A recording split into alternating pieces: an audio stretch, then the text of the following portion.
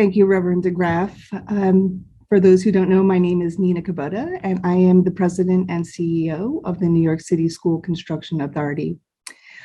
I want to welcome everyone joining us today, and thank you for allowing me to say a few remarks at today's 27th Annual Competitive EDGE Conference. For New York City, remaining competitive in today's changing economic and demographic environment is always a challenge.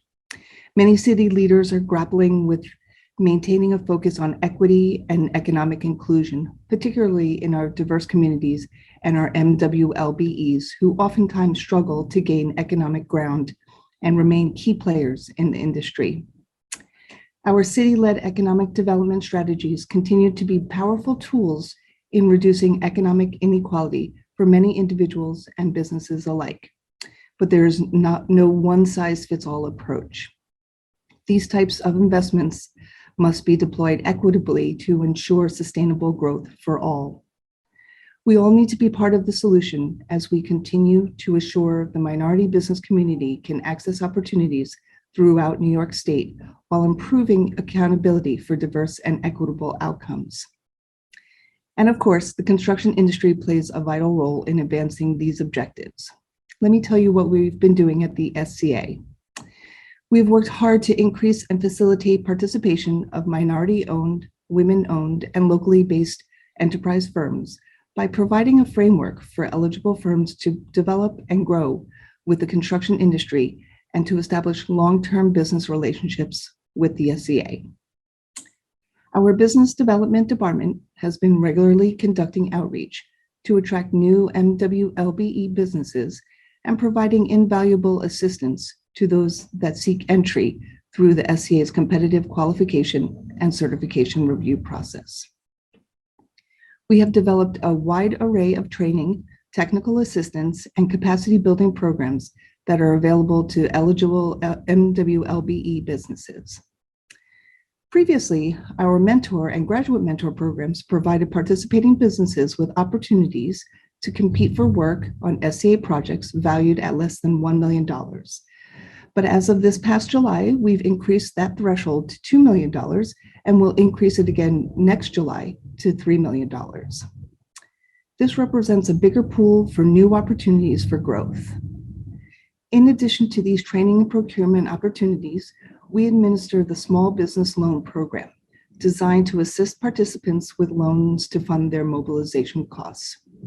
We can thank Suzanne Vieira, our Vice President and Chief Diversity Officer, whom you will hear from later, and her fantastic business development team for these game-changing programs. So, how are we doing? In FY21, participants in SCA's MWLBE programs have been awarded nearly $641 million in prime contracts and over $172 million in subcontracts, totaling almost 36% of our total contracts. The SCA's mentor and graduate mentor programs offer a variety of training, workshops, and technical assistance designed to provide MWLBE contractors with tailored support while building the necessary skills to increase business capacity with the SCA and the public sector. The key to the success of the SCA's mentor program is that participants are trained and mentored while competitively bidding and working on specific projects that have been linked to the program. With these components in play, over 85% of participants have bid, won, and successfully completed SCA projects as prime or subcontractors in the mentor program. Firms participating in the mentor program in FY21 were awarded approximately $82 million in contracts. We're seeing results in a very competitive marketplace. In fiscal year 21, current and former mentor program participants successfully bid and were awarded $392 million in prime contracts as part of the SCA's capital improvement program. I can't forget about our best program yet. In 2016, we created Opportunity Academy, a program to provide our mentor participants with back office support by training students in all the paperwork requirements that is required to complete a government project.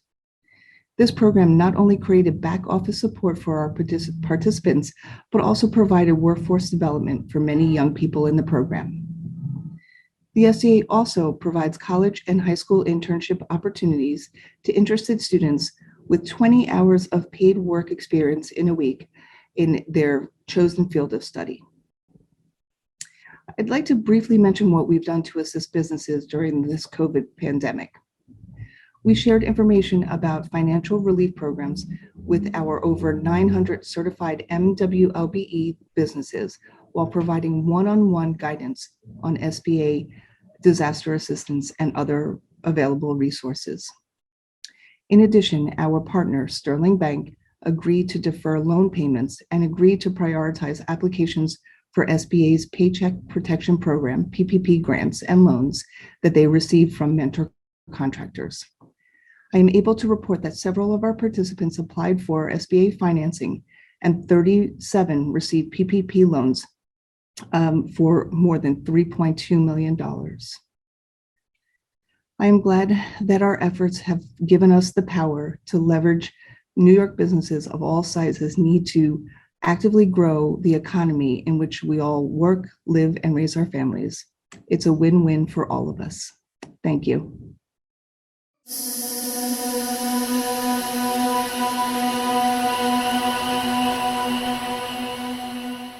Good morning, everyone. My name is Jamelia Nathan, and I am the Vice President of Administration at the Battery Park City Authority, also known as BPCA.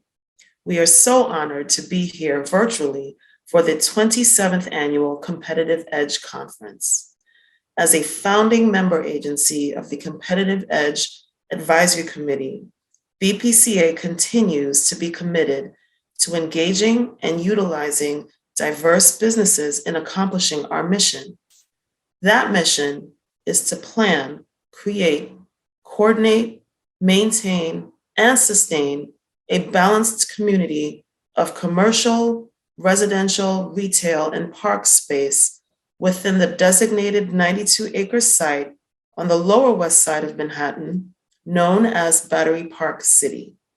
Our long-standing history of utilizing MWBEs started with the enabling legislation that created BPCA in 1968 and remains core to our work today. And with the more recent advent of the SDVOB program, BPCA has led the charge in engaging this unique vendor community as well. Last fiscal year, BPCA exceeded New York State's 30% MWBE goal, achieving 34.2% utilization, and far exceeded the 6% SDVOB goal by achieving a whopping 33.2% utilization. This included issuing the largest contract to an SDVOB in the program's history, close to $23 million to Walker Diving for our South Cove jetty replacement and power remediation projects. In 2018, BPCA started working on several interrelated resiliency projects to protect Battery Park City from the threats of storm surge and sea level rise. Among others, these projects include the South Battery Park City Resiliency Project and the combined Northwest Battery Park City Resiliency Project, which will proceed through a progressive design build effort. Both projects are seeking qualified firms to provide the design and construction of flood resiliency improvements, including flood barriers, interior drainage infrastructure, and site enhancements in the southern, northern, and western areas of Battery Park City. Information about these and all other BPCA procurement opportunities can be found on our website, bpca.ny.gov.